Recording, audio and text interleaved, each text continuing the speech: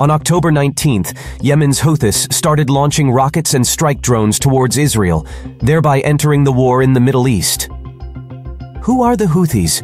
For what reason have they become almost the main stars of the international media, regardless of the fact that they appeared in the world media only when missile strikes were launched from Yemen against Saudi Arabia and the UAE? And how does the firing of rockets at Israel from Yemen threaten the whole world?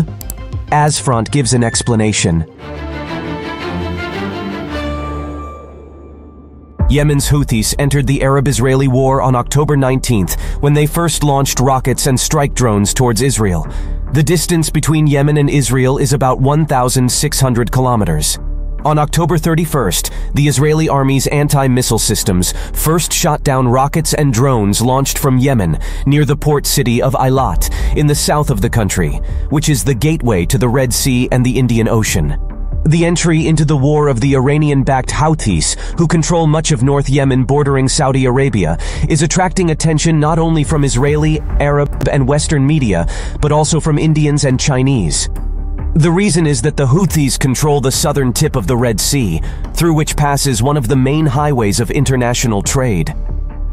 More than 10% of international maritime freight, including most of Asia's trade with Europe, passes through the Red Sea.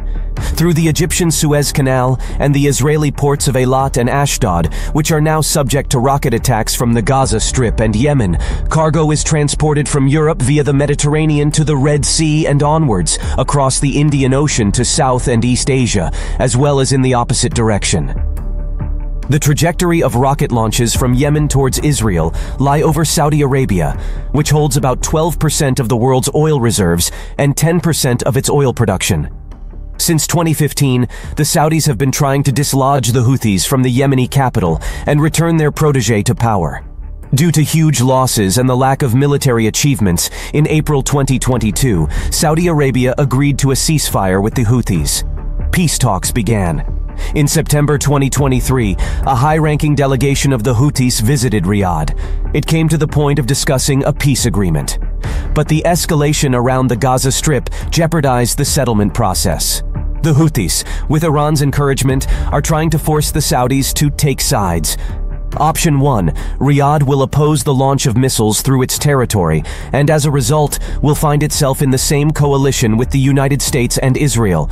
This situation will be maximally used by the Iranians to discredit the Saudis in the Muslim world. Option 2, Riyadh will allow its airspace to be used for strikes on Eilat. It can lead to aggravation of relations with Washington. Either way, the escalation derails the plans of the Saudi kingdom's de facto ruler, Crown Prince bin Salman, who has sought to reconcile with Iran and its satellite states over the past 2 years to focus on ambitious economic and infrastructure projects. Military action in the region has scared off investors. And just this week, hostilities between the Houthis and Saudis in the border area resumed. Israel is faced with a difficult choice. The lack of reaction to the Houthi shelling will entail new strikes. A retaliatory operation of Israel aimed at destroying Hamas in the Gaza Strip would involve the extremely difficult sequence of combined actions of air and naval forces at a great distance from its own borders. Moreover, a single retaliatory strike is unlikely to stop the Houthis. The Saudis have been massively bombing them for 7 years, but the attacks on Saudi territory have not stopped. The retaliatory operation of Israel may have consequences. The Houthis could restrict the movement of merchant ships in the Red Sea. Then the Americans will have to respond, whereas the U.S. administration is trying its best to prevent the confrontation around the Gaza Strip from escalating into a large-scale regional conflict. Who are the Houthis? Yemen is one of the poorest Arab countries, torn by internal military conflicts for almost all of its modern history. The Houthis are a movement named after the clan that founded it, which represented one of the tribes that practiced Az-Zaydiyya branch of Shia Islam, hence they are also called the Zaydis. These tribes make up the majority of the inhabitants of North Yemen, while Sunnis predominate in the south. In the 1970s, the share of the population of the Zaydis in Yemen was 55%. At that time, all inhabitants of the country's rural areas were divided among nearly 75 tribes, 80% of whom practiced Az-Zaydiyya branch of Shia Islam. Now the Zaydis are estimated at 35% of the total population.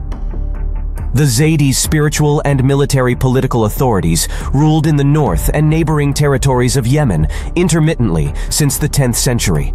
In the 1960s, the country split into a Sunni south and a Shia north, and the traditional Zaydi elites temporarily lost their special position. But in the second half of the 1980s, the political upheaval of the Zaydi began. Against this background, Yemen was formally united in the first half of the 1990s, although the confrontation between the south and the north continued. Influenced by the rise of the Sunni Salafi movement, the leaders of a Zaydi tribe established a youth religious and educational movement, Ash-Shabab al-Mumin, in 1992. It was influenced by Lebanese Shia spiritual authorities, especially Sheikh Fadlallah, the religious mentor of the Hezbollah organization.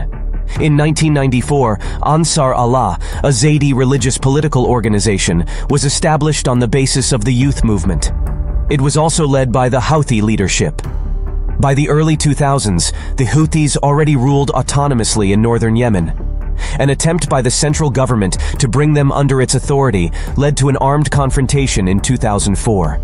Hostilities continued intermittently until 2010. As a result, the Houthis finally established their own state in the north. Against the backdrop of the general destabilization of the Arab world that began in 2010 to 2011, the Houthis were able to take advantage of anti-government demonstrations and the ongoing squabbles between the various power centers in the rest of the country. Entering into temporary coalitions with influential clans and Sunni majority groups, they seized the capital in January-March of 2015. Yemen was again divided into two parts. The Sunni south was backed by Saudi Arabia with the participation of the UAE, Egypt, and 5 other Muslim countries. In 2009, the Iranians began supporting the Houthis. After 2011, their ties grew stronger. In 2014 to 2015, Iran, with the active participation of the Lebanese Hezbollah, began to provide massive assistance to the Houthis. Tehran considers the territories of Yemen, controlled by Iran, as an ideal springboard to exert pressure on Saudi Arabia. It was fatigue from years of fruitless war with the Houthis that prompted Riyadh to normalize relations with Tehran in March 2023. Since the early 2000s, the Houthis have adopted a strongly anti-American and anti-Israeli stance. Since 2015, with the support of Iran, they have consistently built up their military capabilities, both to confront Saudi Arabia and in case of conflict with Israel. Their arsenal includes Quds II and Quds III missiles with a range of up to 2,000 kilometers, as well as Samad III, Samad IV, and Wa'id attack drones capable of passing the distance of 1,500 to 2,200 kilometers. The Caucasus and Middle East is closer to Europe and US than it seems at first glance. Subscribe and click on the bell in order to be informed of the main events. See you soon.